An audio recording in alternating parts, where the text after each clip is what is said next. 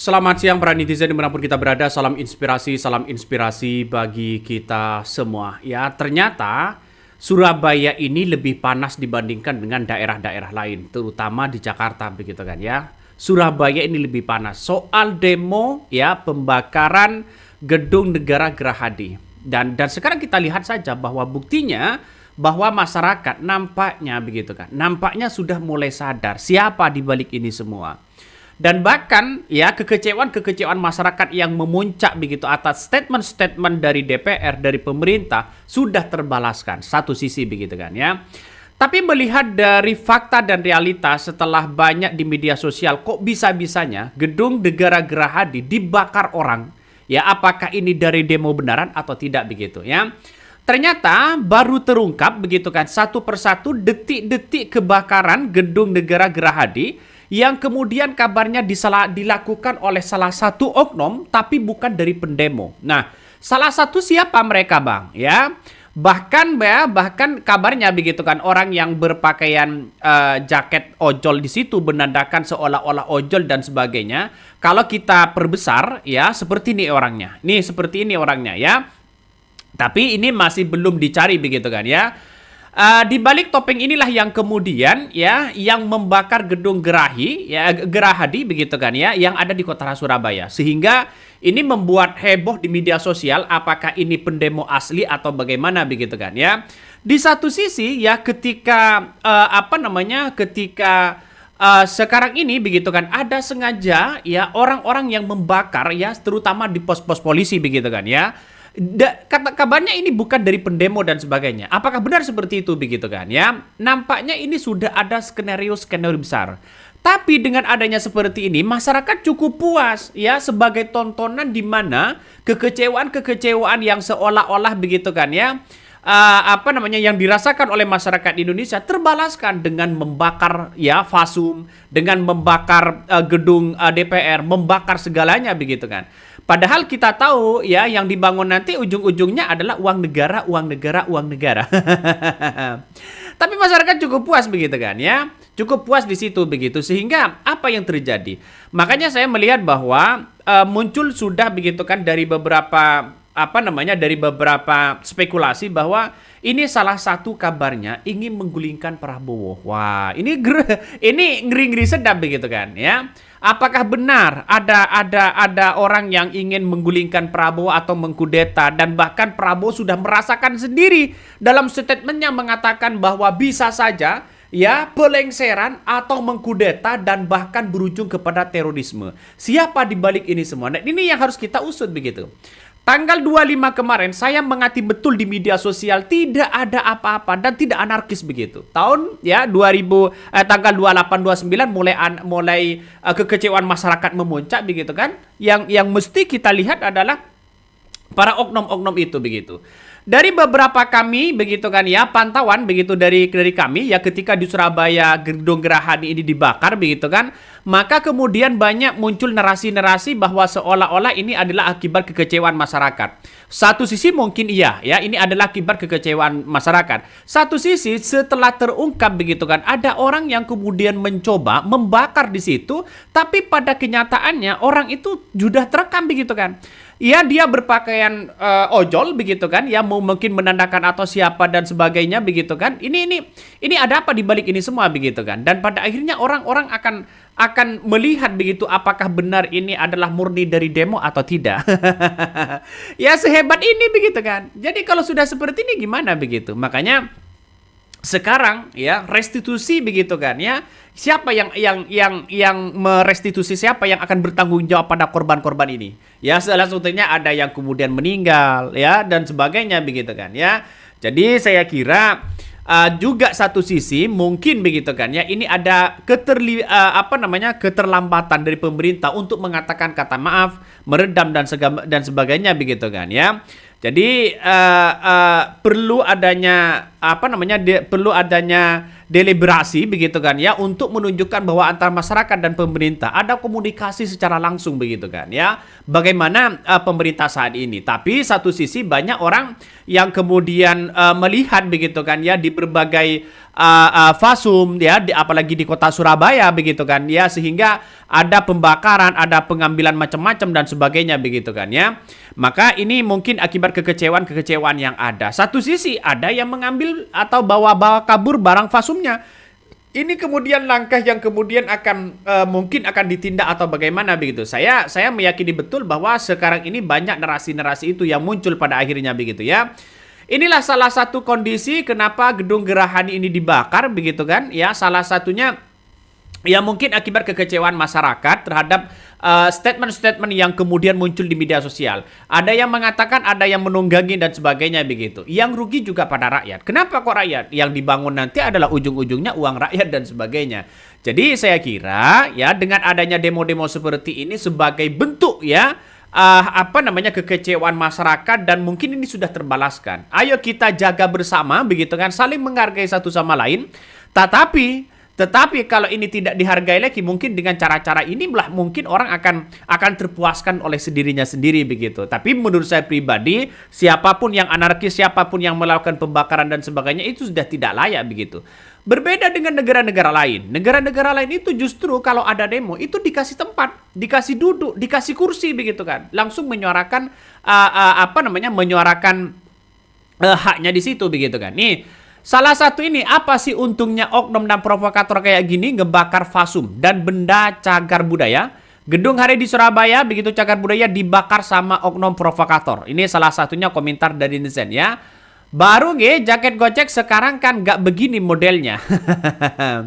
Skenario mereka memang membuat kondisi ini makin rusuh ya. Bisa saja ada orang yang menunggangi begitu kan ya. Karena ini sudah terpampang jelas begitu siapa itu begitu kan ya. Apa sih untungnya oknum-oknum ini yang ngebakar fasum? Buat yang ngadu domba atau bagaimana? Bisa saja.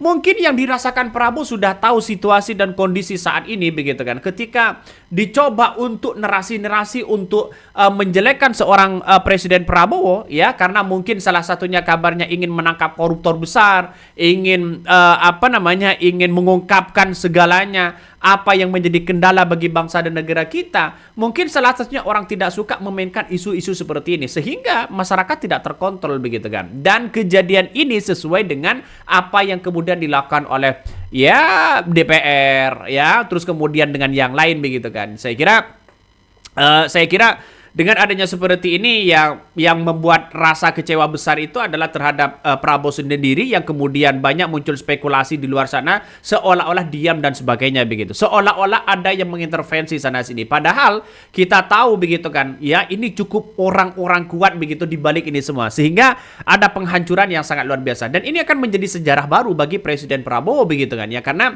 seolah-olah kembali lagi ke 98 dan sebagainya.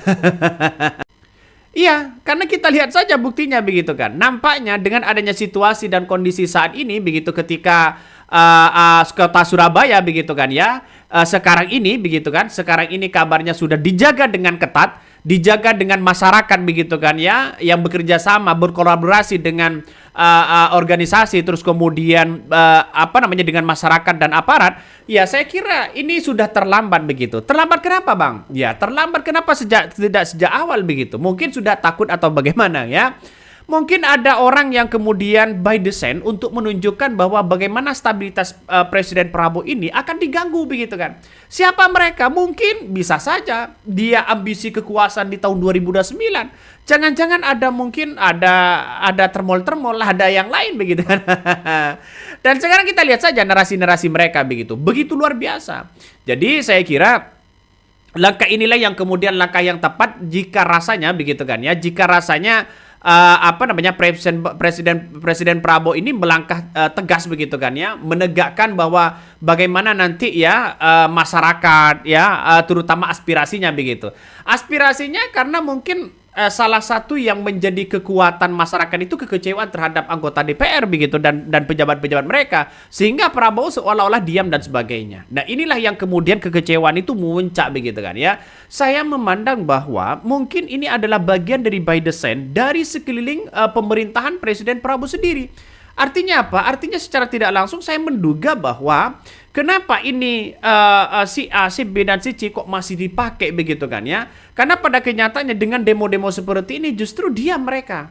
Ada apa di balik ini semua begitu? Dan saya lihat bahwa sesuai dengan perintah Prabowo begitu kan, bahwa ditindak tegas, ada unsur yang kemudian di balik by design ini untuk ke arah terorisme dan sebagainya. Ini kan bahaya bagi bangsa dan negara kita. Jadi saya kira komentar-komentar dari netizen ini bagian dari aspirasi rakyat yang kemudian sudah didengarkan oleh pemerintah, dan bahkan saya kemarin membaca satu statement ya dari aspirasi rakyat yang melalui channel Hodari Podcast Rakyat ini membaca bahwa bagaimana kalau seperti Sahroni, seperti yang lain dinonaktifkan, ternyata ya didengar oleh pemerintah begitu kan, dinonaktifkan itu sebagai langkah untuk meredah ini. Tapi perlu diingat begitu kan, ini kan sebuah partai politik begitu. Nggak tahu lagi nanti kalau sudah meredah mungkin sudah bisa menjabat lagi. Kenapa bang? Ya kita lihat saja, orang korupsi triliunan kok bisa nyalon lagi, apalagi sekedar ini loh. Apalagi sekedar ini begitu. Dan disitulah ya dianggap bahwa kekuatan rakyat itu bersatu ya, apalagi di kota Surabaya begitu kan ya. Di kota Surabaya itu hampir sampai sekarang masih ada nuansa demo begitu kan ya, tapi ya kecil-kecilan begitu kan. Tapi tanggal 3 ini akan demo akbar, berbeda dengan demo yang sekarang ya. Kalau demo yang sekarang ini akibat kekecewaan dari statement-statement apa yang disampaikan oleh DPR dan pemerintah, dan sekarang ini tanggal 3 ini berbeda.